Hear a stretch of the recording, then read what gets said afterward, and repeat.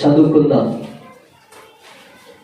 శ్రద్ధగా దేవుడి వాక్యాన్ని మీరందరూ వినాలని, ఆ వాక్యమే మన జీవితాలకి ఒక పునాది అని మీరు జాగ్రత్తగా దైవ వాక్యాన్ని వినాలి. తర్వాత వాక్యం చెప్పేటప్పుడు మీరందరూ నా వైపు చూడండి. బైబిల్ చదవన్నప్పుడు చదవండి, అంటే ప్రతి మాట మీకు అర్థమవుతుంది.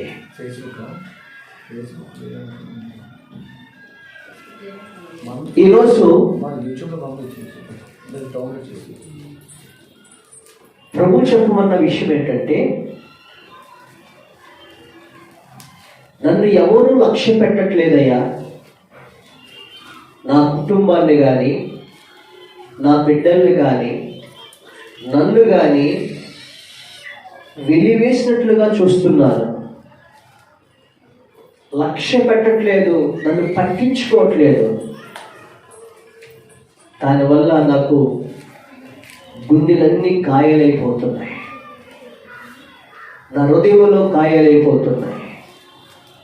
ఆ గాయాలు ఎలాగుంటే మానజాలని గాయాలుగా ఉన్నాయి అని ఆ గాయాలతో మూలుగుతూ ఉన్న నీతో ప్రభు అంటున్నారు, ఎవరు నిన్ను లక్ష్య పెట్టకపోయినా దేవుడు నిన్ను లక్ష్య పెడుతున్నాడు. ఆ దేవుడు నిన్ను లక్ష్య పెట్టి నీ గాయాలను ఆయన కట్టి గొప్ప ఆనందముతో ఈరోజు నిన్ను నింపబోతున్నాడు. Praise the lord. నీ పొందిన నీ హృదయానికి సంబంధించిన గాయాలు ఏ విషయంలో గాయపడుతూ, ఏ విషయంలో బాధపడుతూ, నా బ్రతుకు ఇంతే అని అనుకుంటూ ఇక్కడ కూర్చున్న దేవుని బిడ్డవైన నిన్ను ప్రభు చెప్తున్నాడు, నీ గాయాలను ఆయన కట్టి గొప్ప ఆనందముతో నింపే రోజులు దేవుడు నీకు అనుగ్రహించబోతున్నాడు. Praise the lord. ఒకరోజు ఒక రాజ్యములో ఒక వ్యవసాయం చేసినటువంటి ఒక మూర్ఖుడు ఉన్నాడు. అతడు వ్యవసాయం చేస్తున్నప్పుడు పూర్వదినాల్లో ఎద్దులతో వ్యవసాయం చేస్తారు. అతను 2 ఎద్దుల్ని కట్టి దుక్కు దున్నుతున్నాడు. అలా దుక్కు దున్నుతున్నప్పుడు ఒక ఎద్దుకి అనారోగ్యం వచ్చి అది నడవలేని స్థితిలో ఉంది. అలా నడవలేని స్థితిలో ఉండక కూడా అతను మూర్ఖుడైనటువంటి యజమానుడు ఏం చేశాడంటే, ఆ ఎద్దును తీసుకెళ్ళి, పద 3 పూటలు నువ్వు గడ్డి మేస్తున్నావు కదా, నీళ్లు తాగుతున్నావు కదా అని తీసుకెళ్ళి అనారోగ్యంతో గాయంతో నడవలేని ఎద్దుని, ఆ కాలు కింద గాయమైతే ఆ నడవలేని ఎద్దుని తీసుకెళ్ళి ఆ అలేగే దాన్ని ఆ కర్రతో బాదుతూ అది దుక్కు దున్నుతున్నప్పుడు అలా దున్నుతూ అది ప్రారంభించింది. చూసే వాళ్ళకి ఆ ఎద్దు చచ్చిపోయి ఉంది. అయ్యో, ఈ ఎద్దు చచ్చిపోయిందే, ఇప్పుడు ఈ దుక్కు ఎవరు దున్నాలి అని ఎద్దు చచ్చిపోయినందుకు బాధపడుతున్నా, ఈ దుక్కు దున్నాలని ఎంతో చూస్తున్నాడు. సరే, ఆ ఎద్దుని ఎందుకని తీసుకెళ్ళి దాన్ని చచ్చిపోయిన దానికి కూడా చెప్పులు కూర్చుంటారు కదా, వాళ్ళకి శర్మని దాన్ని అమ్మేసి ఏం చేయాలని చూస్తున్నప్పుడు తన భార్య అతని పొలంలో ఆహారాన్ని తీసుకుని వస్తుంది. చూశాడు, ఇప్పుడు ఇద్దరు పంటకు డబ్బులు ఎక్కడ ఉన్నాయి, అది నా భార్య ఉంది కదా అంటే భర్త మాట చదువుతట్టదు. అప్పుడు ఆ భార్య వస్తుంది. అన్నాడు, ఏమంటే భోజనం తెచ్చారని అంటే, భోజనం వాడు పెట్టిరా అన్నాడు. వచ్చి, ఇదిగో ఎద్దు అది చచ్చిపోయింది, అది ఇప్పుడు ఇద్దరు పంట డబ్బులు లేవు, ఎక్కడ తెస్తావు, అది ఒక కాడి పక్కన ఖాళీ ఉంది, కానీ ఈ పక్క ఎద్దుతో నువ్వు కూడా ఆ ఎద్దు కాడి లాగు అన్నాడు. తన భార్య పాపం ఆ ఎద్దు కాలు ఆ కాడి మెడ మీద వేసుకుని ఈ ఎద్దులాగా ఏం చేస్తుంది చెప్పండి, ఆ కాడి లాగుతుంది. ఆ ఎద్దును కొడుతున్నాడు, తన భార్యను కొడుతున్నాడు. పాపం ఆమెకేం తెలుసు? స్త్రీ ఆడ మనిషి. అలా ఎర్రటి ఎండలో గుడ్డును మోదులను మోస్తున్నాడు. ఆ భుజం అంతా కూడా గాయాలైపోయాయి. ఈ యొక్క భుజం అంతా గాయమైపోయింది. ఈ చేతులన్నీ కాలి పట్టుకుని గాయమైపోయింది. ఈ గాయాలు అన్ని అయిపోయినప్పుడు ఆ రాజ్యంలో రాజుగారు ఏం చేశాడంటే, రాజుగారు ఈ రాజ్యంలో తన ప్రజలు ఎలా ఉన్నారు, సంతోషంగా ఉన్నారా, బాధ అనిపిస్తున్నారా అని ఆ రాజుగారు ఆ రాజ్యాన్ని పర్యవేక్షించడానికి, సమాచారం తెలుసుకోవడానికి వస్తున్నాడు. అలాంటి వస్తున్న సమయంలో ఈ దృశ్యం కనిపించింది రాజుగారికి. అదే ఒక స్త్రీమూర్తిని, ఒక ఆడ మనిషిని ఇలాగా ఎద్దులాగా నాకు దుక్కు దున్నుతున్నాడే అని గబగబా వెళ్ళాడు. రాజుతో పాటు సైనికులు అందరూ అన్నారు, అమ్మా ఆగమ్మా ఆగమ్మ ఒకసారి. ఏమయ్యా, ఏంటి ఎద్దు అనుకున్నావా, మనిషి అనుకున్నావా? ఆ మెడంతా గాయాలైపోయినాయి, చెయ్యిలన్నీ గాయాలైపోయినాయి. ఏ మనిషి నువ్వు? మరి ఏం చేయమంట రాజుగారు?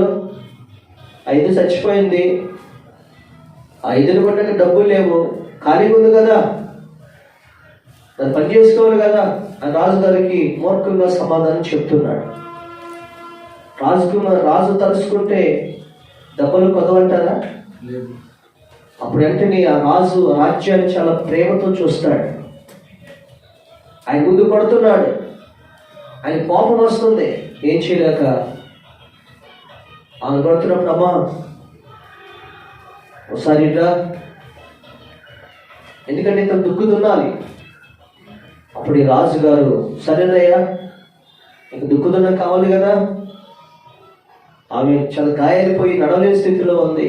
అమ్మను కొంచెంసేపు తీసుకెళ్ళాను, చెట్టు కింద పడేద్దామని ఆ రాజుగారు తన భార్య మోపిన కాడిని పెట్టుకున్నాడు. ఈ కాడి పట్టుకుని రాజును చూడకుండా ఇతను కాడి మోస్తున్నాడు. భటులు మంత్రులు అందరూ కూడా ఏంటి? ఆ రాజుగారు అప్పుడు ఆయన కూడా ఆ దుక్కు దున్నుతున్న ఎద్దుతో కలిసి దుక్కు దున్నేసిన తర్వాత, ఈయన మూర్ఖుడు కదా, మరి తన కష్టపడి పనిచేయమని చెప్పాడు కదా.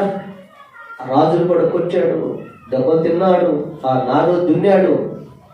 ఆ తర్వాత ఆ రోజు అయిపోయిన తర్వాత రాజుగారు, అమ్మ నువ్వు ఇంటికెళ్ళు, గాయాలు కట్టమని చెప్పేసి అని కొంత పైకి ఇచ్చి పంపించాడు. నీ దుఃఖ అయిపోతుంది కదా, కావాలి పెట్టించగా ఎందుకు కొనుక్కుంటా డబ్బులు తీసుకో, అంటే వదిలేండి, నా కష్టం నాకు చాలు అన్నాడు. రాజుగారు బాధపడుతూ వెళ్ళాడు. ఆ తర్వాత పంట వేశాడు. ఆ పంట సమయంలో పంట అంతా కూడా బాగా ఏపుగా వచ్చింది. కానీ ఈ రాజుగారు దున్నాడు చూసారా, ఈ రాజుగారు దున్నినటువంటి ఆ కొంచెము పంట కనిపించట్లా. ఇది ఈ యజమానుడు చిమురుడు వచ్చి, నేను చెప్పాను కదా ఆ రాజుగారి ముందు వాళ్ళకి మూలకపోతే ఇంకా దున్నేవాడు. ఆయన చూడు, ఆయన లాగడం సరిగా రాలేదు, అక్కడ పండలేదు అని ఇంకా తన భార్య తిడుతున్నాడు. అలా తిడుతున్న సమయంలో అతనికి దూరంలో చూసినప్పుడు ఒక వింత కనిపించింది. ఏంటో తెలుసా?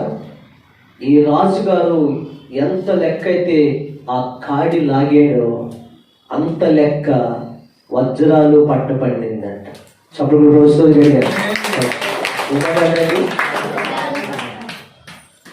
ఈ రాజుగారు దున్నినంత లెక్క ఇతనైతే వరి పట్టే పడింది. కానీ ఈ రాజుగారు లాగిన ఈ దుక్కి కాడి లాగినట్టు అంత ప్రాంతం అంతా కూడా ఏమండింది?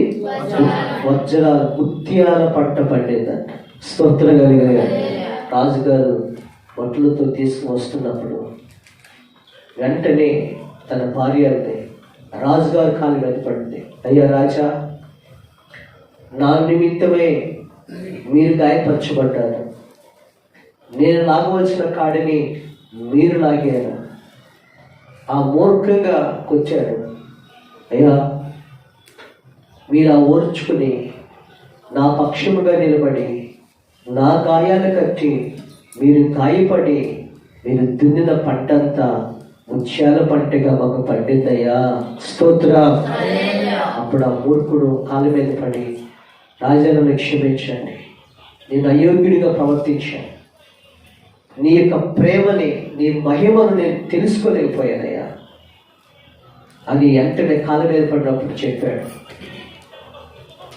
నువ్వు ప్రేమ ద్వారా విత్తినది అదేదాన్ని ముత్యాల పంట నీకు వస్తా అని రాజుగారు చెప్పి ఇక సంతోషంగా ఉండమని నమ్ముకొని చక్కగా ఎడ్లు తీసుకొని వ్యవసాయం చేసుకుని జీవితాంతం బతకండి అని ఆ రాజుగారు అక్కడి నుంచి వెళ్ళిపోయాడు. స్తోత్రం కలిగిన నా రాజ్యంలో ప్రజలందరూ ఇంత సంతోషంగా ఉండాలి. అందుకని నా బిడ్డని సంతోషపరచడానికి నేను గాయపరచబడ్డా. ఈరోజు నా ముత్యాల పంటతో సంతోషంగా ఉన్నారు అని రాజుగారు చెప్పి అక్కడి నుంచి వెళ్ళిపోయారు. పిల్లరా, ఈరోజు నీ గాయాల్ని, నీ హృదయంలో ఉన్న గాయాల్ని దాన్ని ఎవరూ లక్ష్య పెట్టడం లేదు. ఆ భర్త స్థానం ఎవరో తెలుసా? దుష్టుడైన అపవాది. ఈ దుష్టుడైన అపవాది ఏం చేస్తాడంటే దేవుడి బిడ్డలు ఎప్పుడు కష్టపెట్టడమే వాడి పని, గాయపరచడమే వాడి పని. అలా గాయపరిచి ఆ మనుషులను కృంగతీసి దేవుడు ఏ ముత్యాల పంట అయితే నీకు దాచి ఉంచాడో దానిని నీకు పొందకుండా చేయటానికి ఆ దుష్టుడైన అపవాది ఏం చేస్తే తెలుసండి, మనల్ని గాయాలు పోలు చేస్తాడు. ఆ గాయములు కట్టేవాడు ఎవరో తెలుసా? మన ప్రభు అయిన యేసు క్రీస్తు. స్తోత్రం కలిగేది గాక. ఈరోజు ఇర్మియా గ్రంథం 30వ అధ్యాయం 17వ వచనాన్ని చదువుకుందాం. ఒక్కరు మాత్రమే చదవండి, లైవ్ వెళ్తుంది కాబట్టి. ఇర్మియా గ్రంథం 30వ అధ్యాయం 17వ వచనాన్ని వారు ఎవరును చదవండి. వారు ఎవరును లక్ష్య పెట్టని సియోననియు వెలవేయబడదనియు నీకు పేరు పెట్టుచున్నారు. అయితే నేను నీకు ఆరోగ్యము కలుగజేసుదును, నీ గాయములను మాన్పెదును. ఇదే యెహోవా వాక్కు. స్తోత్రం కలిగిన గాక. ఇక్కడ ఏమంటున్నారు తెలుసా అండి?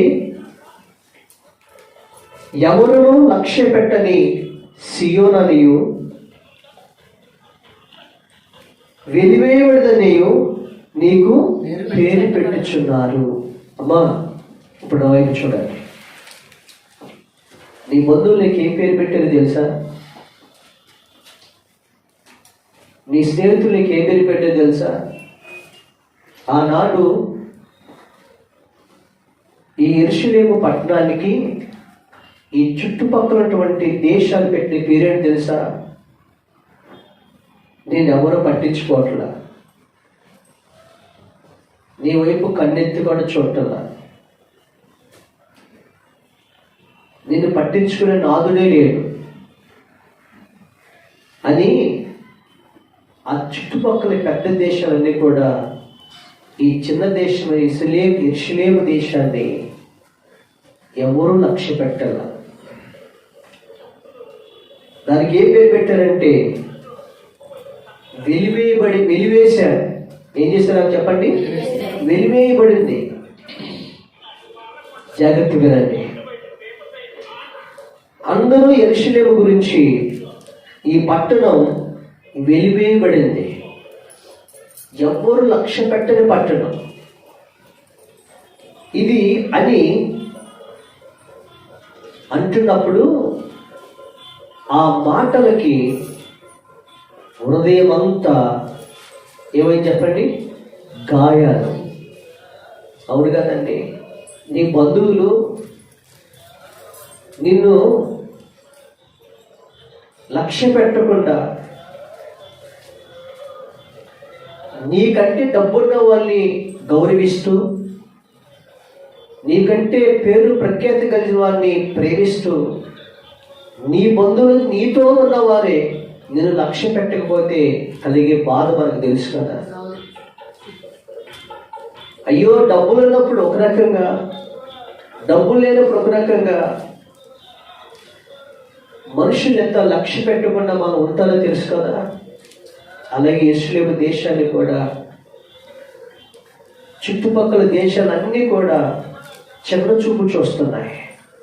నీ బంధువులు కూడా, నీ స్నేహితులు కూడా, నీ చుట్టూ ఉన్న వాళ్ళు కూడా నేను లక్ష్య పెట్టట్లేదు, లేదా నేను పట్టించుకోవట్లేదు, చిన్న చూపు చూస్తున్నారు.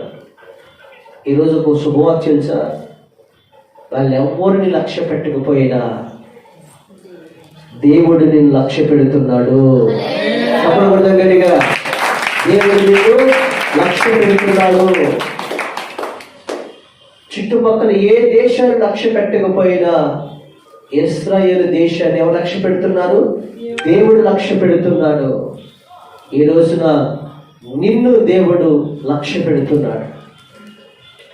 మనుషులు చేస్తున్న పనులకి నీ హృదయం గాయాలవ్వచ్చు. పక్కన వాళ్ళు నేను చూస్తున్న చిన్న చూపుకి నీ ముఖం చిన్నబుచ్చుకోవచ్చు. కానీ నేను దేవుడు లక్ష్య పెడుతున్నాడు అన్న విషయాన్ని మర్చిపోవద్దు. ఆ దేవాతి దేవుడు లక్ష్య పెట్టి నీ ప్రతి గాయాన్ని కట్టి నిన్ను ఆరోగ్యవంతురాలుగా నిలబెట్టి నిన్ను గొప్ప భాగ్యవంతురాలు, గొప్ప ఆనందముతో నింపే రోజులు దేవుడు ముందు ఉంచాడని ఈ రోజు నీతో చదివిస్తున్నాడు. స్తోత్రం కలిగేగా. ఆ స్త్రీ అనుకుంది, నా బ్రతుకింతే, నేనెప్పుడు ఈ గాయాలతో ఈ నాగలను దున్నటమే, ఈయనకి చేసి పెట్టటమే, ఎర్రటి ఎండలో ఇంతే నా జీవితం అని అనుకుంది. మధ్యలో రాజు వచ్చాడు. రాజు ఆమె కష్టాన్ని చూశాడు, రాజు ఆమె గాయాలను చూశాడు. ఆ రాజు ఆమె బదులు గాయాలు పొందాడు, ఆమె బదులు పనిచేశాడు. చెప్పంటారండి, ఆ గాయాల్లోని ముత్యాలు పంటని ఆమెకు అనుగ్రహించాడు. స్తోత్రం కలిగినగా. ఈరోజు నిన్ను ఎవరు లక్ష్య పెట్టకపోయినా, రోడ్డు ఒకటి వెళ్తున్నా, ఏంటో నీ భార్యని అలా నాగలు దున్నిస్తున్నావు అని అనలా, నవ్వుకుంటూ వెళ్ళిపోయాడు. అనగా ఈరోజు దుష్టుడైన అపవాది నీ శ్రమను లక్ష్య పెట్టకపోయినా, నీ స్థితిగతులు లక్ష్య పెట్టకపోయినా, నువ్వు పడుతున్న బాధని ఎవరు లక్ష్య పెట్టకపోయినా, నీ చుట్టుపక్కల ఉన్న వారందరూ కూడా నిన్ను లక్ష్య పెట్టకపోయినా, నిన్ను నేనగా మాట్లాడినా, విషయం తెలుసా, బాధ పెట్టినట్లు మాట్లాడినా, నిన్ను పట్టించుకునే దేవుడు, నిన్ను చూస్తున్న దేవుడు మన ప్రభు అయిన యేసుక్రీస్తు నీ మీద, నీ బిడ్డల మీద, నీ కుటుంబం మీద ఆయన లక్ష్యం ఉంచి ఉన్నాడు. Praise the Lord. ద్వితీయోపదేశకాండం 11వ అధ్యాయం 12వ వచనంలో ఈ మాటలు మనం చూస్తాం. ద్వితీయోపదేశకాండం 11వ అధ్యాయము 12వ వచనంలో ఈ మాట ఏమి రాయబడిందంటే, ఆకాశము నుండి తీసారా, అది ఆకాశ వర్ష జలము త్రాగును. చదవండి 11:12. అది ఆకాశ వర్ష జలము త్రాగును, అది నీ దేవుడైన యెహోవా లక్ష్యపెట్టు దేశము, నీ దేవుడైన యెహోవా పనులు సంవత్సరాది మొదలుకొని సంవత్సరాంతం వరకు ఎల్లప్పుడూ దాని మీద ఉండును. దేవునికి స్తోత్రం కలిగినగాక. చుట్టుపక్కల ఏ దేశాలు ఈ దేశాన్ని లక్ష్య పెట్టటలా, చుట్టుపక్కల ఏ రాజులు ఈ రాజుని ఏనంగా చూస్తున్నాడు, కానీ ఈ దేశం మీద యెహోవా లక్ష్యం ఉంచాడు. Praise the Lord. అర్థమైందా కదమ్మా? ఈరోజు నీకు నేను ఎవరు లక్ష్యం ఉంచాలి, నేను ఎవరు చూడాలి? సంవత్సరాది మొదలుకొని సంవత్సరాంతం వరకు నీ మీద, నీ బిడ్డల మీద, నీ కుటుంబం మీద అర్థమైందండి దేవుడు లక్ష్యం ఉంచాడు. విషయం తెలుసా? వారు లక్ష్యం పెట్టట్లేదే అని ఈ రాజులు, ఈ ప్రజలు గాయాలు పాలైపోయారు. హృదయం అంతా గాయం. నా భర్త నన్ను పట్టించుకోవట్లేదే, నా చుట్టూ ఉన్న వాళ్ళను లక్ష్య పెట్టట్లేదే, ఒక విలువైనదానిగా నన్ను చూస్తున్నారే అది ఒకవేళ హృదయంలో గాయము నింపితే విషయం తెలుసా? గాయాలు కట్టి గొప్ప ఆనందముతో నింపే దేవుడు నిన్ను చూస్తున్నాడు. విషయం తెలుసామా? మనుషులు ఏ విషయాల్లో గాయాలు పాలైపోయాయి, ఏ విషయాలు గాయాలు పాలైపోయాయి, కృంగిపోయాయి, ఇక నా జీవితం ఇంతే అని అనుకుంటున్నారు. ఆ గాయాల నుండి దేవుడు అద్భుతముగా గొప్ప ఆరోగ్యాన్ని ఇచ్చి, ఆనందాన్ని ఇచ్చి, అదే ప్రజల మధ్యలో ఏ ప్రజల మధ్యలో అయితే లక్ష్య పెట్టలేదు, ఏ ప్రజల మధ్యలో అయితే వెలివేసినట్లు నేను చూశాను, ఆ ప్రజల మధ్యలోనే నిలబెట్టిన దేవుడు ఈరోజు మీరు చూపించబోతున్నారు. స్తోత్రం కలిగినగా. చూడండి, యోబు గ్రంథము 34వ అధ్యాయము మొదటిది చూడండి. యోబు అంటాడు, త్వరగా చేయండి. యోబు అంటాడు 34వ అధ్యాయము 5, 6 వచనాలు ఒకసారి చదువుదాం. నేను నీతిమంతుడను, చదవండి కదా. దేవుడు నా పట్ల న్యాయము తప్పెను, న్యాయవంతుడైనై ఉండియు నేను అబద్ధకునిగా ఎంచబడుచున్నాను. నేను తిరుగుబాటు చేయకపోయినను నాకు మానవ జాలని గాయము కలిగినని యోబు అనుచున్నాడు. దేవునికి స్తోత్రం. హల్లెలూయా. ఏమన్నాడమ్మా? అయ్యా నేను నీతిమంతుడను, చాలండి. నేను నీతిమంతును, నీతిగా బతుకుతున్నాను. వింటున్నారమ్మా? అందరూ చూడండి. ఇప్పుడు మీరందరూ జాగ్రత్తగా ఈ పాయింట్ వినండి. మీకు చాలా అవసరమైనటువంటి సందేశం పరలోకం నుండి పరిశుద్ధాత్మ దేవుడు తీసుకొచ్చి మీకు చెబుతున్నాడు. ముత్యాల పంటనగా దేవుని వాక్యం వెండి బంగారముల కంటే కోరదగినది. ఈ వాక్యాన్ని ఎవరు శ్రద్ధగా వింటారో, ఎవరు శ్రద్ధగా దాన్ని పాటిస్తారో వారి జీవితాల్లో ముత్యాల పంటగా దేవుడు మార్చబోతున్నారు. అయితే ఏమంటాడు? అయ్యా ఏమంటున్నాడంటే, నేను నీతిగానే బ్రతికిదన్నా, కానీ దేవుడు నా విషయంలో ఏం తప్పాడు? న్యాయం తప్పాడు. దేవుడా 24 గంటలు దేవుడితో ఉంటుంటే ఆ దేవుడు నా విషయంలో న్యాయం తప్పాడు. అసలు దేవుడు భయమే లేకపోతే వారి విషయంలో న్యాయం జరుగుతుంది. నేను దేవుడి పట్ల యథార్థంగా బ్రతుకుతుంటే నా విషయంలో దేవుడి మీద తిరుగుబాటు చేయకపోయినా, దేవుడికి అవిధేయత లేకపోయినా, దేవుడు నా విషయం ఎందుకనో న్యాయం తప్పాడు. కానీ తిరుగుబాటు చేస్తూ అసలు ఆయన లెక్క చేయకుండా ఇష్టానంగా తిరిగే వారినేమో వారికి న్యాయం ఆస్వాదించబడుతున్నారు. అందుకని ఆ విషయాన్ని చూసి నీతిగా బతుకుతున్న నా విషయంలోనేమో ఈ దుస్థితి, 24 గంటలు దేవుడు అనుకుంటున్న నా విషయంలోనేమో ఈ బాధలు. అసలు దేవుడినే పట్టించుకోడు. వాడు చేస్తున్న పనులన్నీ కూడా దుష్టమైన పనులు. వాడు చేస్తున్నటువంటి పనులన్నీ కూడా న్యాయ వ్యతిరేకమైన పనులు, కానీ వాడు ఆస్వాదించబడుతున్నాడు. ఈ విషయాన్ని చూసినప్పుడు ఏమంటున్నాడు? మానజాలని గాయము కలిగినని యోబు అంటున్నాడు. నిజమే కదా? నిజమే కదమ్మా? మనం నమ్మకంగా బ్రతుకుతున్నప్పుడు మనకు న్యాయం జరగట్లా. అక్రమంగా జరుగుతున్న వారికి ఆశీర్వాదం కలుగుతుంది. ఈరోజు మీరు కూడా అలాగే అనుకుంటున్నారు కదా, అలాగే అనుకుంటాం.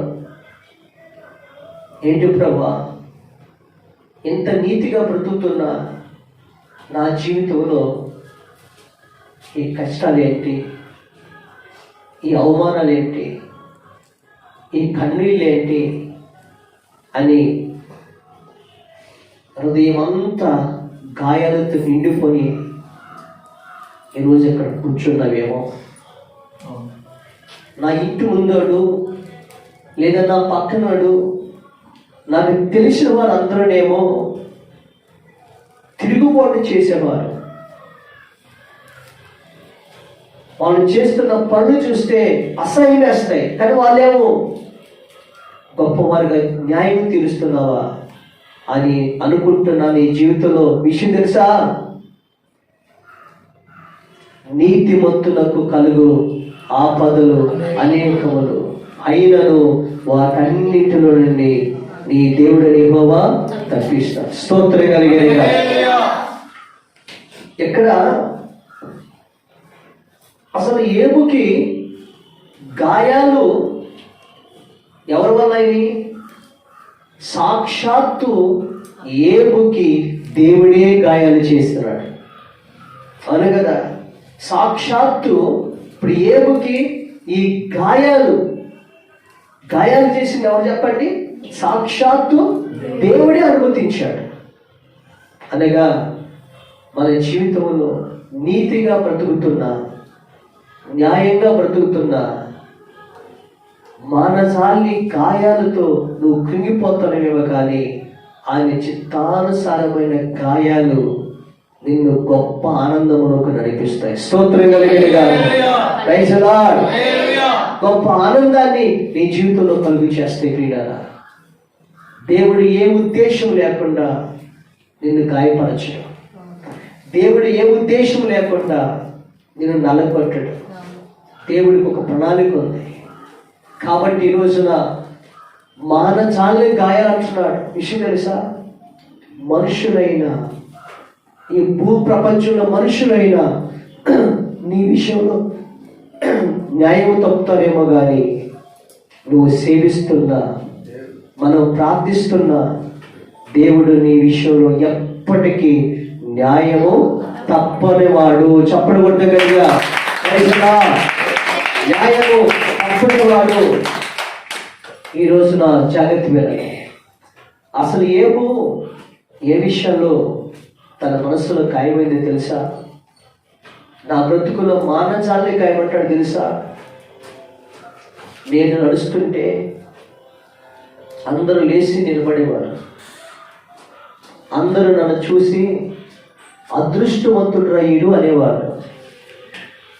అలాంటి వారి మధ్యలో ఇప్పుడు నేను నా శరీరం అంతా కూడా కుష్ఠరోగమైన గాయాలు పాలైపోయాయి. నా శరీరం అంతా కూడా గాయాలు పాలైపోయాయి. నా శరీరం కలిగిన గాయాలకి కుక్కలు వచ్చి నాకుతున్నాయి, ఆ చీము రక్తానికి.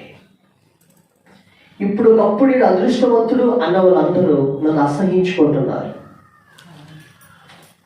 ఒకప్పుడు నేను అంతా లేచి నిలబడే వాళ్ళందరూ నన్ను చూసి తల ఊపుస్తున్నారు. నీతిగా బతుకుతున్న నాకే ఎందుకు ఈ అనారోగ్యం? యథార్థంగా బ్రతుకుతున్న నాకే ఎందుకు ఈ శరీరమైనటువంటి గాయాలు? దేవుడు నా విషయంలో న్యాయం తప్పాడా అని అనుకుంటున్నాడు. కానీ శరీరాన్ని బట్టి వచ్చేటువంటి రుగ్మత, ఈ గాయాలు బట్టి మానజాలి గాయంగా బాధపడుతున్నాడు. ఎవరమ్మా? ఏమో విషయం తెలుసా? ప్రభు చెప్పాడు, గాయము చేయవాడు ఆయనే, గాయము కట్టువాడు ఆయనే. ఈరోజు ఒక మాట వినండి ప్రియులారా, నీ శరీరంలో ఏ బలహీనత ఉన్నా, నీ శరీరంలో ఏ అనారోగ్యం ఉన్నా, ఒకవేళ నీ శరీరంలో నీ శరీరానికి వచ్చిన దేని ద్వారా అయినా అది బాగు చేయటానికి కొన్ని సమయాల్లో నీకు గాయాలు అవుతాయి. ఆ గాయము చేయవాడు ఆయనే, గాయము కట్టువాడు ఆయనే. స్తోత్రం కలిగిన ఏబు జీవితంలో కుష్ఠరోగం వచ్చి గాయాలు పాలయ్యాడు, కానీ ఏబుతో ఉన్న వారందరూ చనిపోయారు. ఏబు 3-4 తరాల వరకు ఏబుకు ఆరోగ్యం ఇచ్చి ఆయుష్ను దేవుడు అనుగ్రహించాడు. ఎందుకో తెలుసా? ఆయన పొందిన దెబ్బల చేత దేవుడు నీ గాయములకు స్వస్థతని కలుగు చేస్తాడు. నీ అనారోగ్యాన్ని బట్టి, నీకు వచ్చినటువంటి ఈ అనారోగ్యమైనటువంటి పరిస్థితిని బట్టి నీ గాయాలు పాలవద్దు. దేవుడు నీకు సర్వ శరీరమునకు ఆరోగ్యమునిచ్చి, నీ ఎముకలకు శక్తినిచ్చి, నీకు ఆయుస్సుని, ఆరోగ్యాన్ని ఇవ్వటానికి ఈరోజు దేవుడు నీకు అనుమతించాడు. స్తోత్రం కలిగిన. రెండోదిగా ఏబుకు తెలుసా?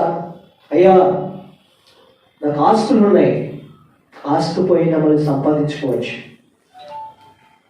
నాకు అంతస్తులు ఉన్నాయి, అంతస్తులు పోయినా సంపాదించుకోవచ్చు. వెండి బంగారాలు ఉన్నాయి, పోయినా సంపాదించుకోవచ్చు. కానీ మానజాలని కాయమేంటో తెలుసా? నా బిడ్డలు బాల్య దినమును భయభక్తులు కలిగిన వారే. యవన దశకు వచ్చే వారికి, ఈ యవన కాలంలో వచ్చే వారికి నా కబురు వచ్చింది. ఈ యవన దశలో ఒక్కసారిగా అందరు అన్నపనాలు పుచ్చుకొని ఉన్నప్పుడు నా బిడ్డలు మరణించాడు అని వార్త నాకు మానజాలని గాయమైపోయిందయ్యా. నా బిడ్డల ప్రాణాన్ని తిరిగి తెచ్చుకోలేరు కదా. అందరు అంటున్నారు. జాగ్రత్తగా ప్రియులారా, అనేక మంది తల్లిదండ్రులకు బాల్య దినముల పిల్లలు భక్తిగానే పెరుగుతున్నారు. బాల్య దినముల పిల్లలు చక్కగా తల్లిదండ్రుల వాటిని భయభక్తులు బైబిల్ బాగానే చదువుతున్నారు. కానీ యవ్వన దశకు వచ్చే వారికి, కాలేజీ దశకు వచ్చే వారికి తల్లిదండ్రులకు తీరని గాయాలు చేస్తూ ఆ తల్లిదండ్రుల పిల్లల వల్ల చనిపోయిన వారు చాలా మంది ఉన్నారు. అయ్యా, నా బిడ్డలు యవ్వన కాలములో ఈ కొడుకు పుట్టకపోయినా బాగుండ్రా అనుకున్నట్లు ఉన్నారని ఎన్నో వార్తలు చూస్తున్నా. యవనస్తుల జాగ్రత్త. ఈరోజు నా బైబిల్ ఉంది, ఈ యవన వయసులో యవనేచ్ఛలన్న పాపముల చేత, అపరాధముల చేత ఏమైపోతున్నారు చెప్పండి? చచ్చిన వారు ఉన్నారు. అలాంటి యవన వయసులో తల్లిదండ్రులకు తీరని గాయాలు కలుగు చేసే యవన కుమార్తెలు వల్ల ఎంతో బాధపడుతున్నా. యవన కుమారుల వల్ల గాయాలు పాలైపోతున్నా. ఈ రోజున జాగ్రత్త వినండి. అలాంటి యవనస్తుల కొరకు నువ్వు ప్రార్థన చేస్తున్నప్పుడు తెలుసా, ఆ ప్రార్థన నీ బిడ్డల్ని, తప్పిపోయిన కుమారుని తండ్రి ఎదుగు తీసుకుని వచ్చి మరలా నిలబెట్టినట్లుగా నీ బిడ్డల్ని దేవుడు బ్రతికించబోతున్నాడు. స్తోత్రం కలిగినగా. ఎక్కడ ఈడ అసహ్యము అన్నారు, ఎక్కడ ఈ బిడ్డలు పనికిమాలి వాళ్ళు అన్నారు, ఎక్కడ ఈ యవన బిడ్డలు వీళ్ళు చదువు సంఖ్య లేని వాళ్ళు అన్నారు, అక్కడే నీ బిడ్డల్ని రేపు పాలకులుగా దేవుడు నిలబెట్టబోతున్నాడు. ఈ రోజున యవన బిడ్డల వల్ల గాయాలు పాలవుతున్న ప్రతి ఒక్కరికి ప్రభు చెప్పింది తెలుసా, నీ బిడ్డల కోసం ప్రార్థన చేయాలి. నీ బిడ్డల్ని కనిపెట్టుతూ ప్రార్థన చేసినప్పుడు ఆ బిడ్డల్ని దేవుడు వాక్యము ద్వారా బ్రతికిస్తాడు. స్తోత్రం కలిగినగా. అక్కడే నీ బిడ్డల్ని ఒక ఉన్నతమైన స్థితిలో దేవాతి దేవుడు నిలబెట్టబోతున్నాడు. పిల్లారా, ఏమంటాడు? నా హృదయంలో మానజాలని గాయం ఉందయ్యా. ఈరోజు నీ హృదయంలో ఏ గాయాలు ఉన్నాయో నీకు తెలుసు కదమ్మా. నీ హృదయంలో ఏ గాయాలు రగిలిపోతూ కుమిలిపోతూ, నా దేవుడు నా బిడ్డల విషయంలో కూడా నా దేవుడు నాకు గాయాలు పాలు చేస్తున్నాడు. నా దేవుడు నా దేహం శరీర అనారోగ్య విషయంలో కూడా నేను గాయాలు పాలవుతున్నాను. నా దేవుడు నా విషయంలో న్యాయం తప్పాడు అని ఏబు అంటున్నాడు. విషయం తెలుసా? అసలు ఏబు ఏ విషయంలో కూడా దేవుడిని ఒక్క మాట కూడా అననేవాడు. ఎక్కడ ఏబు దేవుణ్ణి అవమానపరచినవాడు. కానీ ఇక్కడ అంటున్నాడు.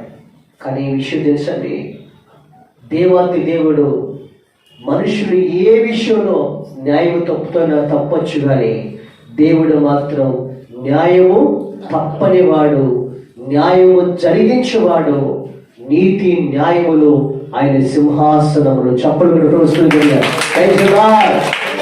అలా మాన జాతి గాయములతో ఇక నా బ్రతుకు ఇంతే, నా బ్రతుకు ఈ గాయాలతో బ్రతకటమే అని నువ్వు అనుకుంటున్నావేమో. అసలు నన్ను ఎవరు లక్ష్య పెట్టట్లేదు. ఇప్పుడు ఏబుని ఎవరు లక్ష్య పెట్టట్లా. ఏబుని ఎవరు లక్ష్య పెడతారమ్మా? ఏబు వెళ్తుంటే పనికి మాల అంటున్నాడు. ఇంట్లో భార్య లక్ష్య పెడుతుందా? భర్త లక్ష్య పెడుతుందా? ఆ గాయాలతో ఏబు మానజాల గాయాలతో మూలుగుతున్నప్పుడు విషయం తెలుసా? 42వ అధ్యాయం 9వ వచనం చదవండి.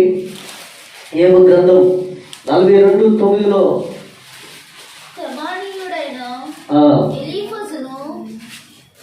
చదవండి. 10వ వచనం చదవండి. యోబు తన స్నేహితుల నిమిత్తము ప్రార్థన చేసినప్పుడు యెహోవా అతనికి క్షేమస్థితిని మరలా అతనికి దయచేసెను. మరియు యోబునకు పూర్వం కలిగిన దానికంటే రెండంతలు అధికముగా యెహోవా అతనికి దయచేసెను. దేవునికి స్తోత్రం కలిగిన గాక. నేను చదువుతున్నాను వినండి. ఇప్పుడు ఏమన్నాడు? ఇక నా బ్రతుకులో నేను క్షేమాన్ని చూడను. ఇక నా బ్రతుకులో ఇక ఈ గాయాలు మానవు, నన్ను ఎవరు లక్ష్య పెట్టట్లేదు అనుకున్న ఏబుకి ఈ 10వ వచనం అంటున్నాడు. ఏబు తన స్నేహితుని నిమిత్తం ప్రార్థన చేయగా యెహోవా అతని క్షేమస్థితిని మరలా, అదేనండి, క్షేమస్థితిని మరలా అతనికి దయచేసెను.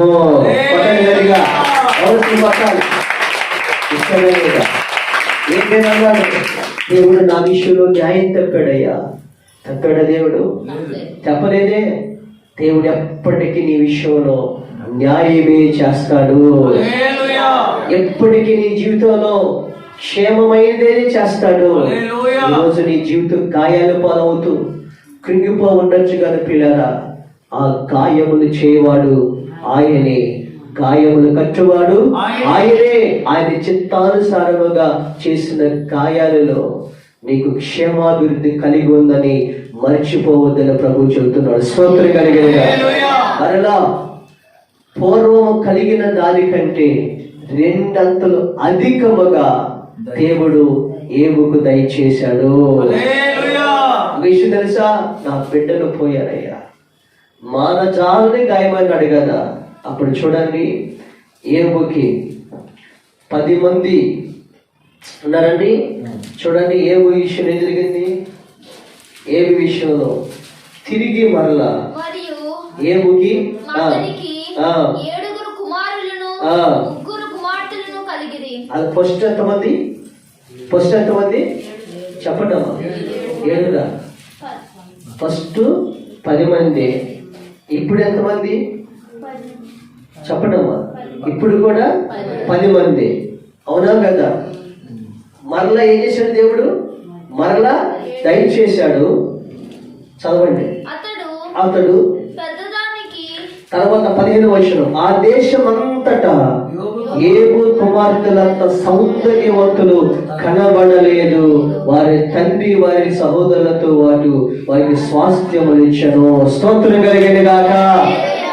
ఏ బిడ్డలు బట్టి అయితే ఏమో బాధపడ్డాడు, అదే బిడ్డల గురించి ప్రభు చెప్తున్నాడు.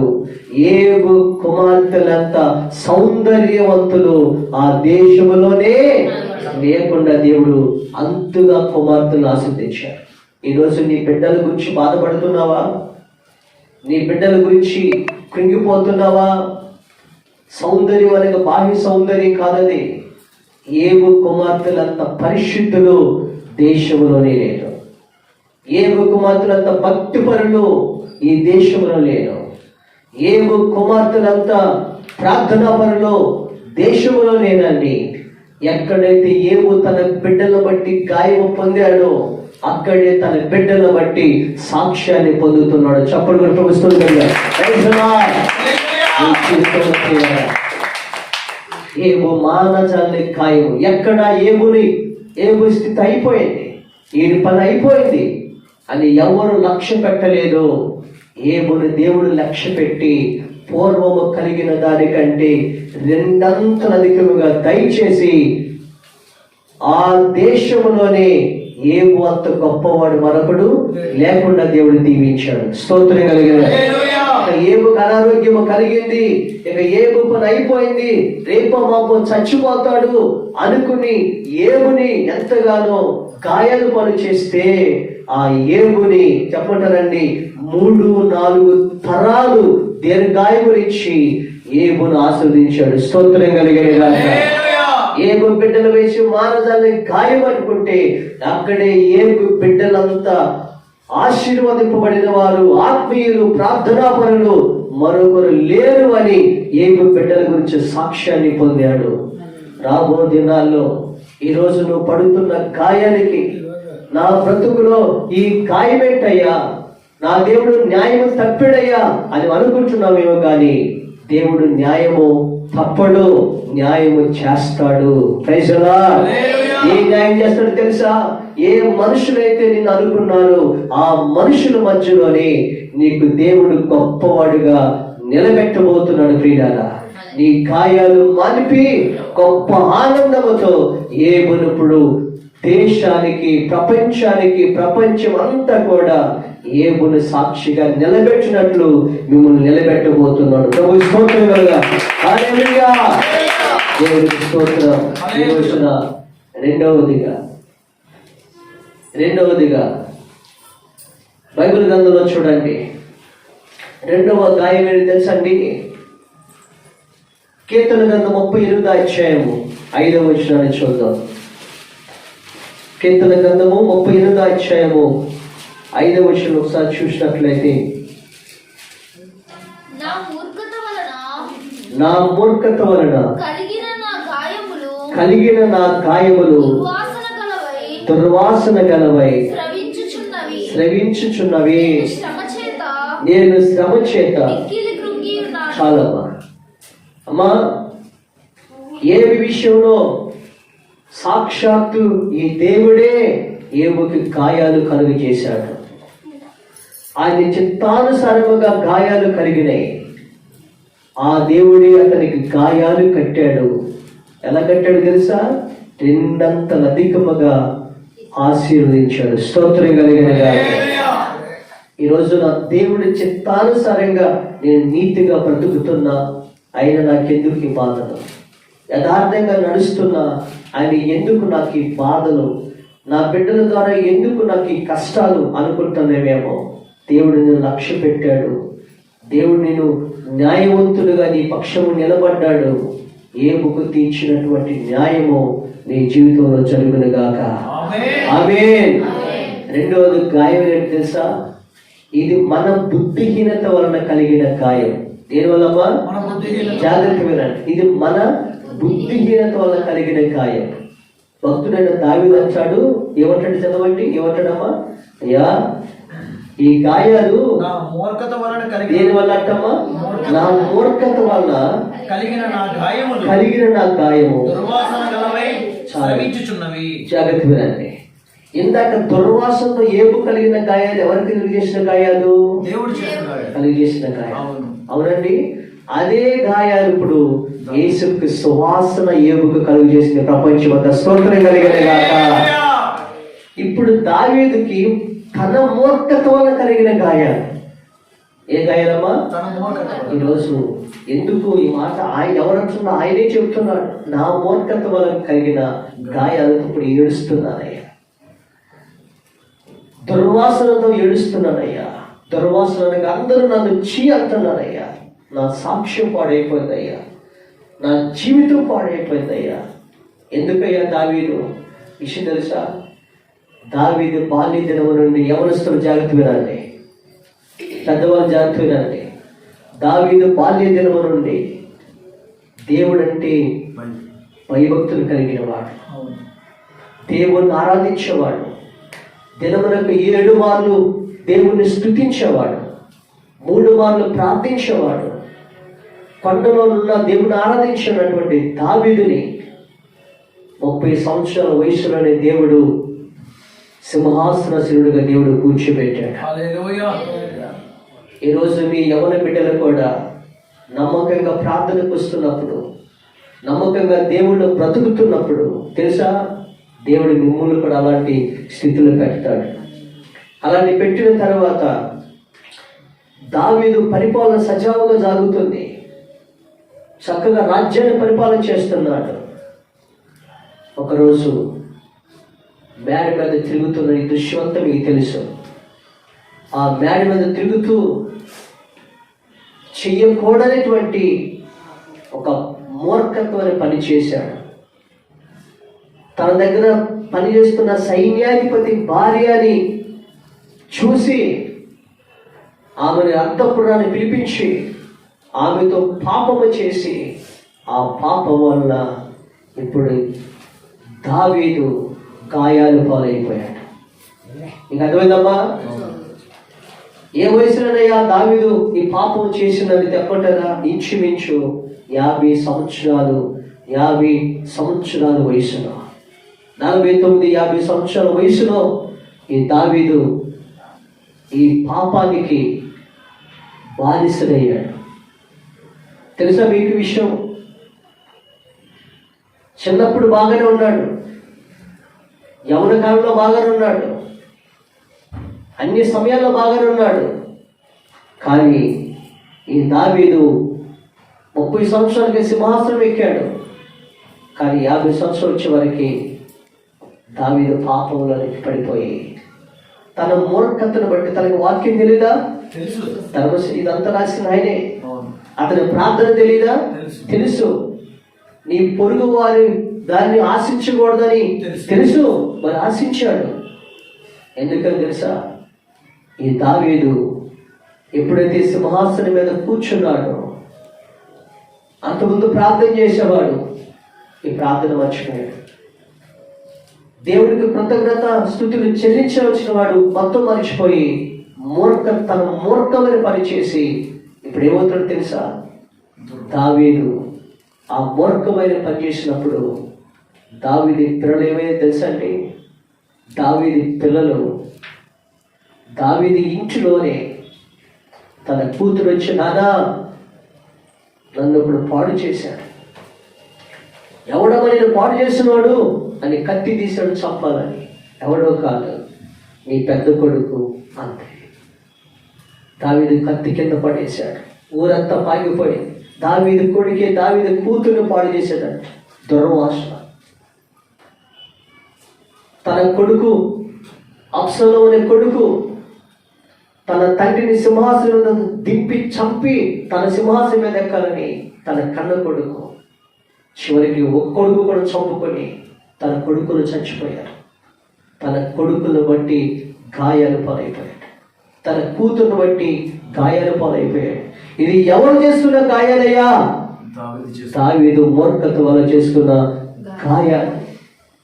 ఈ రోజున అలాంటి స్థితిలో మీరుంటే జాగ్రత్త. దేవుని యందు భయభక్తులు తప్పిపోయి, ప్రార్థన యందు భయభక్తులు తప్పిపోయి, దేవుని సన్నిధికి నిర్లక్ష్యంగా చేస్తే అపవాది పొంచి ఉన్నాడు. మూర్ఖంగా ప్రవర్తిస్తూ మూర్ఖంగా నేను చేసిన పర్వాలేదులే అని నువ్వు మూర్ఖంగా వెళితే ప్రమాదం. కాబట్టి అప్పుడు దావీదు అందరూ అనుకున్నారు ఏమో తెలుసా, ఇక దావీదు దీపము ఆరిపోయింది. దావీదు దీపం ఆరిపోయింది. ఇక దావీదు బ్రతుకు చిందరవందరైపోయింది. ఇక దావీదుని అతని గాయాలతో తను చచ్చిపోతాడు అని అందరూ కూడా అనుకున్నప్పుడు విషయం తెలుసండి, ఈ దావీదు కన్నీరు కార్చి 40 రాత్రులు 40 ప్రగలు కన్నీరు కాస్తున్నప్పుడు దావీదు కన్నీళ్ళ వలన అతను పరువు ఏమైందండి, కొట్టుకుపోయినట్లుగా దావీదు పశ్చాత్తాపడి కన్నీరు కార్చి ప్రార్థన చేసినప్పుడు చెప్పమంటారా, దేవుడు అన్నాడు, దావీదు నీ యొక్క పశ్చాత్తాపం వలన నీ పాప దోష శిక్ష కడిగివేయబడింది. ఇదిగో అందరూ అనుకున్నట్లుగా దావీదు దీపం ఆరిపోయింది అనుకుంటున్నారు కదా. విషయం తెలుసా, ఈ భూమి ఉన్నంత వరకు నీ సింహాసనం మీద నీ కుమారులే పరిపాలన చేస్తారు.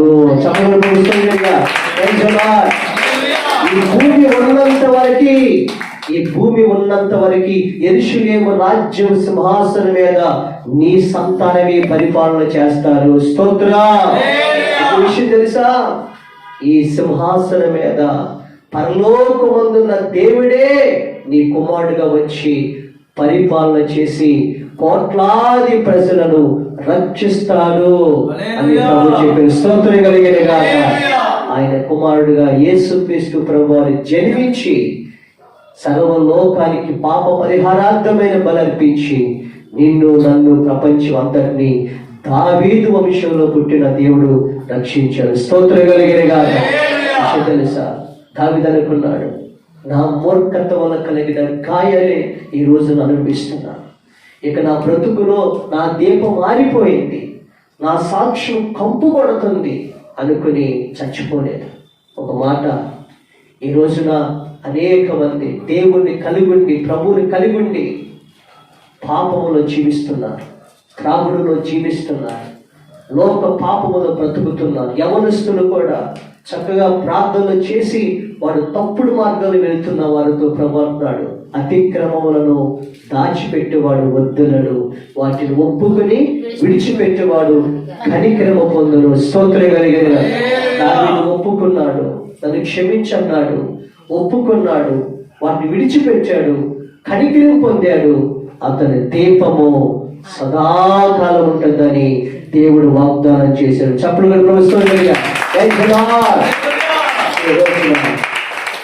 మూర్ఖత వలన కలిగిన గాయాలు అతని జీవితాన్ని అతలాకుతలం చేసినాయి.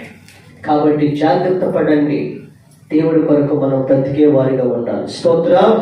మొదటిగా దేవుడి చిత్తానుసారంగా కలిగిన గాయాలు నీ జీవితాన్ని గొప్ప ఆనందముతో నింపబోతుంది. నీ మూర్ఖత వలన గాయాలు నిందల పాలవుతాయి, అభాష్పాలు అవుతావు. తెలుసండి, కప్పు కొడుతుంది మన జీవితాలు. అయినా ఈరోజు ప్రభు దగ్గర పశ్చాత్తపడి ప్రార్థన చేసి, అయ్యా నా దోషముల పాపములు ఒప్పుకుంటున్నానయ్యా అని పశ్చాత్తపడి దావీదు ప్రభు దగ్గరికి వచ్చినప్పుడు దావీదుని దేవుడు కనికరించాడు, క్షమించాడు. దావీదు చెప్పాడు, అందరూ అనుకున్నట్లుగా నీ దీపం ఆరిపోదు, అందరు అనుకున్నట్లుగా దావీదు పని అయిపోయింది అని కాదు. తెలుసా, అందరి ఊహల కంటే మించుగా భూమి ఉన్నంత వరకు నీ సింహాసనము నీ బిడ్డలు వెళ్తారు. Praise the Lord. ఈ భూమి ఉన్నంత వరకు నీ దీపము సదాకాలము స్థిరపడుతుందని ప్రభు చెప్పాడు. పిల్లరా, మన ప్రభు ఆయన న్యాయవంతుడైన దేవుడు, కనికరమ కలిగిన దేవుడు, క్షమించే దేవుడు. స్తోత్రం కలిగిన గాక. రెండవది చివరి మాట చెప్పి నేను ప్రార్థన చేస్తాను. చివరి మాట జాగ్రత్త వినండి. లోకాసు వార్త 10వ అధ్యాయము 30వ వచనం చూడండి. లోకాసు వార్త 10వ అధ్యాయము 30వ వచనం.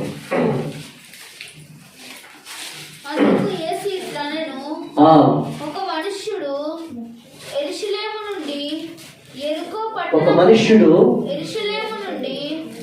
చదవండి. యెరికో పట్టణమునకు దిగి వెళ్ళుచు దొంగల చేతిలో చిక్కెను. వారు అతని బట్టలు దోచుకొని అతని కొట్టి కొర ప్రాణముతో విడిచిపోయింది. అప్పుడు ఒక యాజకుడు ఆ త్రోవన వెళ్ళుట తటస్థించెను. అతడు అతనిని చూచి ప్రక్కగా పోయెను. అలాగునని లేవీయుడొకడు ఆ చోటికి వచ్చి చూచి ప్రక్కగా పోయెను. అయితే ఒక సమరయుడు ప్రయాణమైపోవచ్చు అతడు పడి ఉన్న చోటికి వచ్చి అతనిని చూచి అతని మీద జాలిపడి దగ్గరకు పోయి నూనెయు ద్రాక్షారసమును పోసి అతని గాయములను కట్టి తన వాహనం మీద ఎక్కించి ఒక పూట కూలవాని ఇంటికి తీసుకొని పోయి అతని పరామర్శించాడు. దేవునికి స్తోత్రం కలుగును గాక. మూడవదిగా జాతరండి. ఒక వ్యక్తి యెరూషలేము నుండి ఎక్కడ దిగిపోతున్నాడు? యెరికోకి దిగిపోతున్నాడు. జాగ్రత్త వినండి. యెరూషలేము నుండి యెరికోకి దిగిపోతున్నాడు. ఎవరో తెలుసా? యెరూషలేము అనగా దేవుని సన్నిధి, దేవుని మందిరం, ఆత్మీయ జీవితం. ఒకప్పుడు ఇతను మహా ప్రార్థనాపరుడు, ఇప్పుడు ప్రార్థనలో దిగిపోయాడు. ఒకప్పుడు చాలా భక్తిపరుడు, భక్తిలో దిగిపోయాడు. ఈయన ప్రార్థనలో దిగిపోయాడు, భక్తిలో దిగిపోయాడు, పాపపు ఊగులో దిగిపోయాడు. తెలుసండి, చివరికి దేవుడు ఆస్వాదించినటువంటి ఆశీర్వాదాన్ని దొంగలు ఏం చేశారు? దోసుకున్నారు. దేవుడిచ్చిన రక్షణ అనే వస్త్రాలని దొంగిలించి చివరికి అతన్ని గాయాలు చేసి కొన్న ప్రాణంతో రోడ్డు మీద పడేసి వెళ్ళిపోయారు. మీకు అర్థమవుతుంది కదా అమ్మా? ఆత్మీయ గాయాలు, ఆత్మీయతలో దిగిపోయిన వాడి జీవితాల్లో అపవాది చేసే గాయాలు.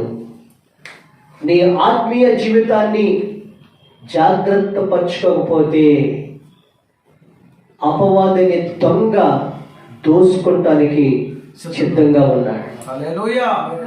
నీ ప్రార్థనని కాపాడుకోకపోతే ప్రార్థన జీవితాన్ని దొంగిలిస్తాడు. నీ పరిశుద్ధతని కాపాడుకోకపోతే నీ పరిశుద్ధతని దొంగిలిస్తాడు. నీ ఆత్మీయ జీవితాన్ని నువ్వు కాపాడుకోకపోతే అపవాది నిన్ను అభాస్పాలు చేస్తాడు. అటువైన ఇతను చాలా ప్రార్థనాపరుడే. చివరికి ఏం చేశాడంట? గాయాలు పాలు చేసి నడి రోడ్డులో పక్కన పడేసి వెళ్ళిపోయాడు. చివరికి అపవాది చేసేది ఏంటంటే చివరికి దేవుడిచ్చిన అన్నీ కూడా వాడు తీసుకుని నిన్ను గాయాలు పాలు చేసి నడి రోడ్డు మీద నిలబెట్టడమే అపవాది పని. ఈ రోజున జాగ్రత్త వినండి. ఒకప్పుడు కష్ట స్థితిలో ఉన్నప్పుడు తెల్లారు 5 గంటలకి లేచి మోకాళ్ళ మీద ప్రార్థన చేసేవాడు కాదు.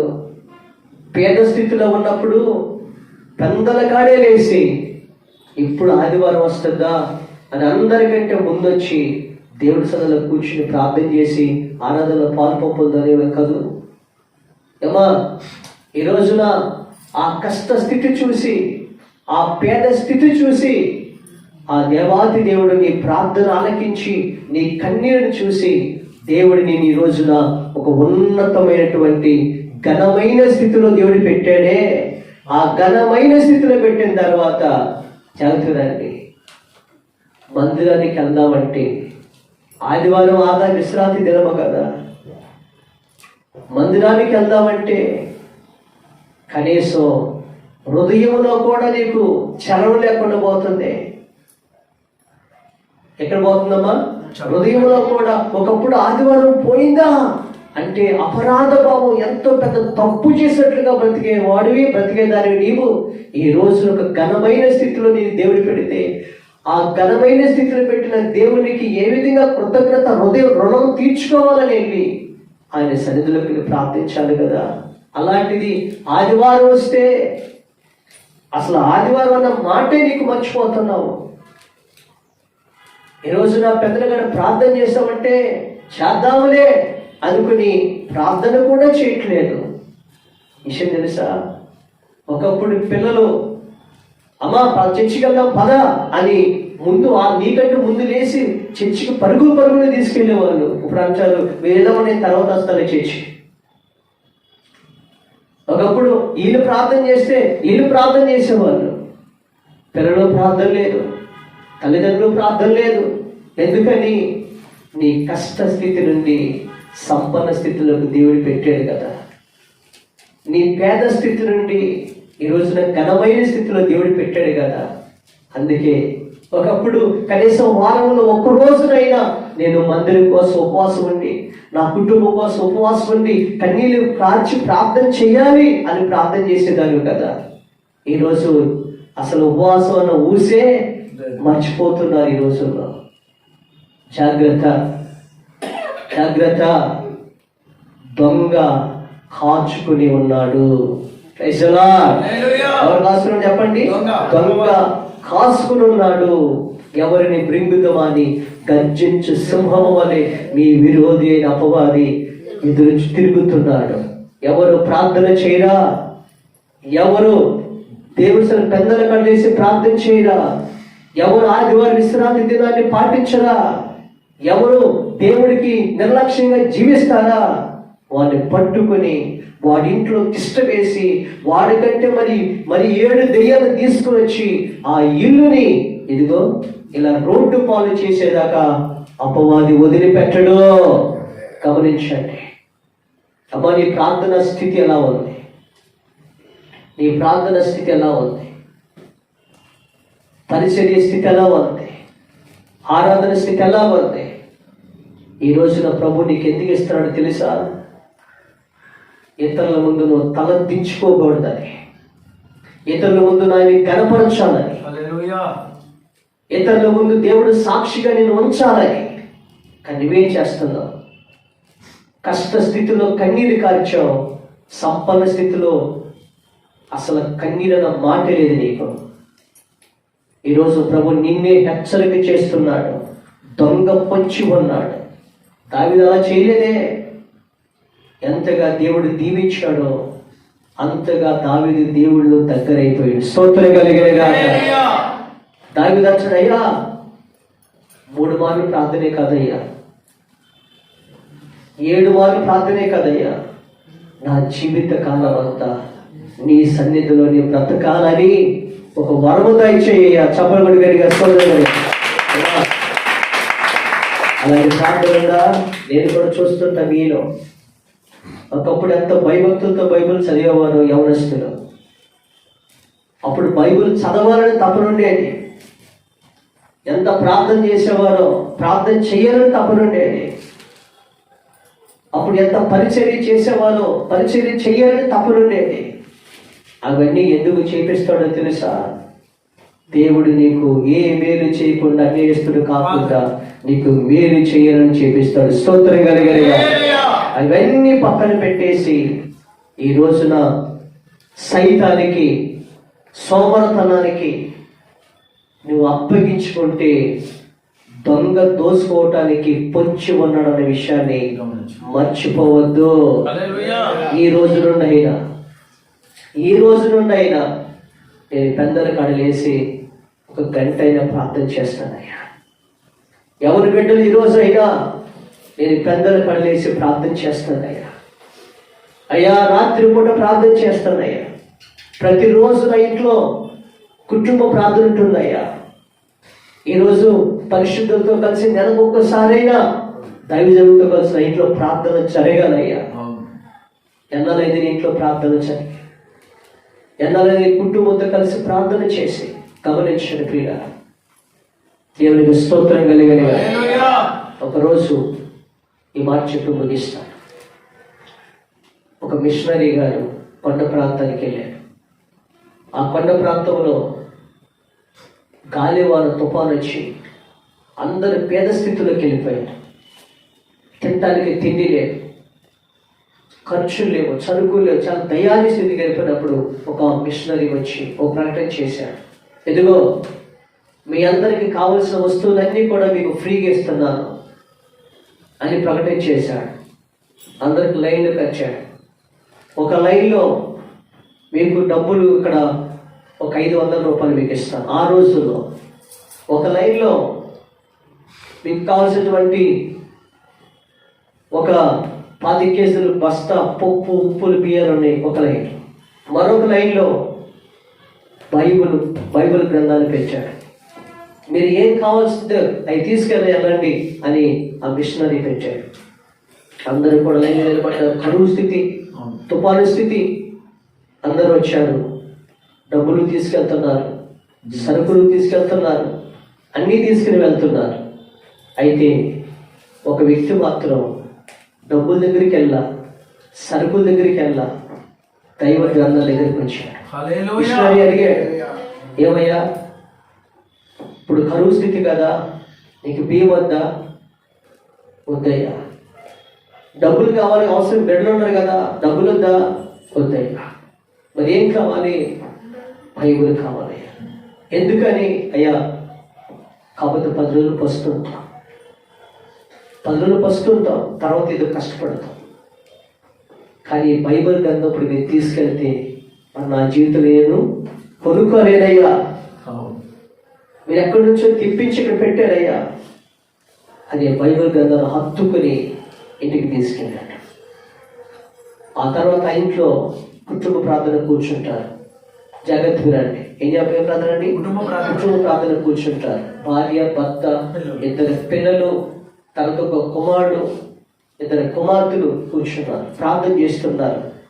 తర్వాత దైవ వాక్యాన్ని రోజుకు కుమారుడితో చదివిస్తాడు. తల్లి ఒక రోజు ప్రార్థన, తండ్రి ఒక రోజు ప్రార్థన, బిడ్డలతో కూర్చొని ప్రార్థన చేపిస్తాడు. అలా బైబిల్ తీయడానికి బైబిల్ చదువును ఆయన మన దగ్గరికి ఈరోజు బైబిల్ వచ్చినప్పుడు పాస్టర్ గారు చెప్పే ఆ వాక్యాలు తలంచుకుని ప్రార్థన చేసేవారు అన్నప్పుడు బైబిల్ గ్రంథం తీసి ఆదికాండం తీశాడు. 500 రూపాయల కాగితం ఉంది. పక్క పేజీ తీశాడు, 500 రూపాయల కాగితం ఉంది. బైబిల్ పేజీకి ఎంత చెప్పండి? మొత్తం టోటల్గా 1,30,000 రూపాయలు. మొత్తం పేజీలు మనం చూసుకుంటే 1,30,000 రూపాయలు ధనము ఆ బైబిల్లో దేవుడు దాచిపెట్టాడు.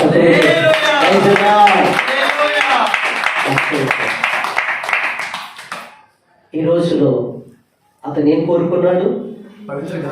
దేవుని కోరుకున్నాడు.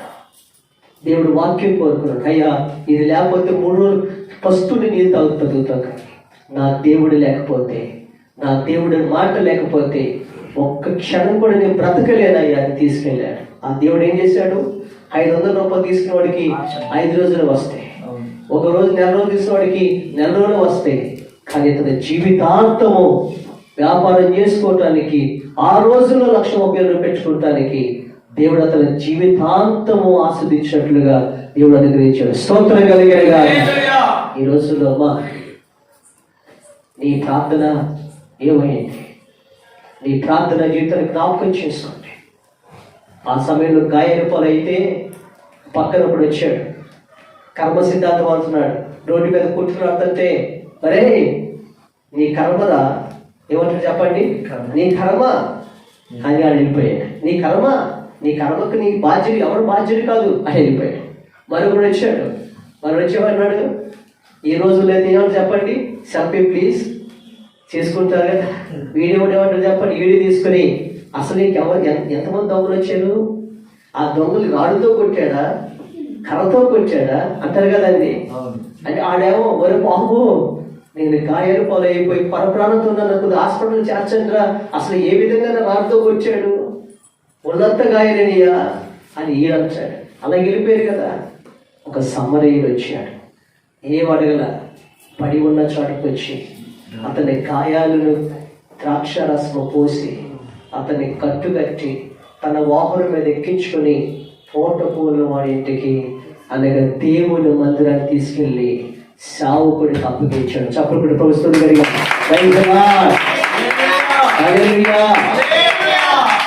అయ్యా నా ఆత్మీయతలో దిగజారిపోయాను, నా ప్రార్థనలో దిగజారిపోయాను, దొంగల చేతిలో చిక్కానయ్యా, నన్ను క్షమించేయని పక్కనోడు పట్టించుకోలేదు. ఎదురోడు పట్టించుకోలేదు. నీ కలవకు నీ బాధ్యత వదిలిపెట్టాడు. నేను దిగజారిపోయినా, నేను పట్టించుకోకపోయినా పడిపోయిన చోటకు వచ్చి నన్ను పైకి లేవనెత్తావు. చప్పలు కూడా కొలుస్తుంది. గాయాలు పాలైన నా జీవితాన్ని, నా గాయములను కట్టావు, గాయములను నూనె పోసావు, ప్రార్థనా జీవితాన్ని మండించావు. ఈరోజు నా పూటకూలు వాయినగా దేవుని మందిరంలోకి వెళ్ళి పూటకి దేవుడు వాక్యం విను, ప్రార్థన చేయమని చెప్పావు. నా గాయాల ద్వారా అనేక మంది గాయాలు కట్టడానికి నన్ను నిలబెట్టావయ్యా. స్తోత్రం కలిగినగాక. ఈ రోజున ఆ వాక్యం వింటున్న మనందరము ఈరోజు ప్రభు అంటున్నాడు, ఏ గాయాలు పోలైపోయి రోడ్డు మీద పడిపోయి నిన్నెవ్వరూ పట్టించుకోకపోయినా ఆయన లక్ష్య పెడుతున్నాడు. ఎక్కడ గాయాలు పాలయ్యావో అక్కడే నేను గాయాలు కట్టి నిలబెట్టాడు. స్తోత్రం కలిగిన. ఎక్కడ ఎవరు పట్టించుకోలేదో అక్కడే నీవు అనేకులు గాయాలు కట్టేవాడుగా దేవుడిని నిలబెడుతున్నాడు. ఈ రోజు రాత్రి ఉదయకాల సమయంలో ఈ ఆరాధనలో ఈ వాక్యం వినండి. ప్రభు అంటున్నాడు, ఇదిగో ఎవరు లక్ష్య పెట్టకపోయినా నేను లక్ష్య పెట్టాను. నీ గాయములు కట్టి గొప్ప ఆనందముతో నిన్ను నింపబోతున్నాను. స్తోత్రం కలిగిన. దేవుడి చిత్తానుసారిగా కలిగిన గాయాలు దేవుడే కట్టి క్షేమస్థితినిచ్చి రెండంతలుగా దేవుడు ఆశీర్వదించాడు. 3-4 తరాలు ఆరోగ్యాన్ని ఆయుష్నిచ్చాడు. మూర్ఖత వల్ల కలిగిన గాయాల వల్ల అతను సాక్ష్యము ఎంతో వేదన పడుతున్నప్పుడు, అతను పశ్చాత్తాపడినప్పుడు అతని గాయాలు కట్టి ఇతని బ్రతుకు అయిపోయిందని దీపం మారిపోయింది అంటే అతని దీపము సదాకాలం నిలబెట్టాడు దేవుడు. స్తోత్రం కలిగిన. ఆత్మీయ జీవితంలో పడిపోయి గాయాలు పాలించి అపవాది చేస్తే అపవాది చేతుల నుంచి దేవుడు విడిపించి నిలబడిన గాయాల నుంచి నిలబెట్టి అతను అనేకులు గాయాలు కట్టేవాడుగా అతని దేవుడు అతని గాయాలు కట్టి అతన్ని ఆశీర్వదించాడు. స్తోత్రం కలిగిన. ఏ గాయాలు పాలై ఉన్నావో, మానజాల గాయాలు ఉన్నావో, ఎవరు లక్ష్యం పెట్టాలనుకుంటున్నావో, కానీ ప్రభు అంటున్నాడు, ఏబులాగా న్యాయము తప్పలేదు, న్యాయము తీరుస్తాడు. స్తోత్రం కలిగిన గాక. ఇదిగో దావీదు అంటున్నాడు, నన్ను ప్రతి క్షమించిన దేవుడు అనుకోవడం కాదు, దేవుడిని క్షమించి కనికరించి మరలా నీ తరాన్ని, నీ భూమునంత వరకు నీ దీపాన్ని వెలిగిస్తానని ప్రభు చెప్పాడు. స్తోత్రం. అయ్యా ఇక నన్ను ఎవరు పట్టించుకోవట్లేదయ్యా, నేను తప్పు చేశానయ్యా, వాడు పట్టించుకోనుకుంటున్నావేమో.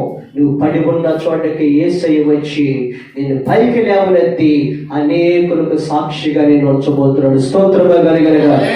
ఈ గాయములను కట్టి నీకు ఆరోగ్యము కలుగు చేసి నిన్ను లక్ష్య పెట్టే దేవుడు సదాకాలం నీకు తోడుగా ఉండనుగాక.